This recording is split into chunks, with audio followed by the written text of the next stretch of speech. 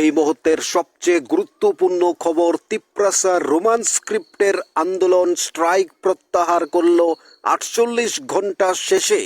রাজ্য জুড়ে রোমান স্ক্রিপ্টের দাবিতে আন্দোলন স্ট্রাইক। গত ৪৮ ঘন্টা ধরে যে দাপিয়ে বেরিয়েছে স্ট্রাইক আন্দোলন, তিপ্রাসার যে রোমান স্ক্রিপ্টের দাবি, সেই আন্দোলন প্রত্যাহার করে নিল অবশেষে।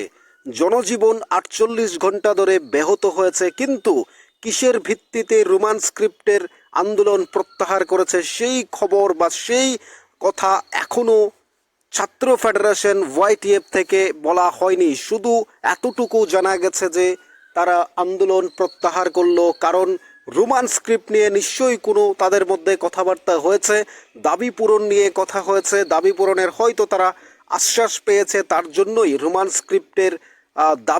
স্ক্রিপ্টের আন্দোলন প্রত্যাহার করে নিল, স্ট্রাইক প্রত্যাহার করলো ৪৮ ঘন্টা শেষে।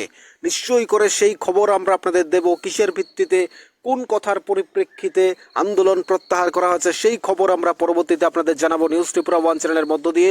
এই মুহূর্তে সবচেয়ে খুশির খবর হচ্ছে রোমান স্ক্রিপ্টের স্ট্রাইক আন্দোলন প্রত্যাহার করে নিল ওয়াইটিএফ। তিপ্রাসার ছাত্র ফেডারেশন অফ ত্রিপুরা এবং তিপ্রামথা তিপ্রাসার যে যৌথ উদ্যোগে যে স্ট্রাইক অনুষ্ঠিত হয়েছে সেটা প্রত্যাহার করা হলো। এতে আপনাদের কি মনে হয় জনজীবন স্বাভাবিকভাবে ফিরবে আবারও?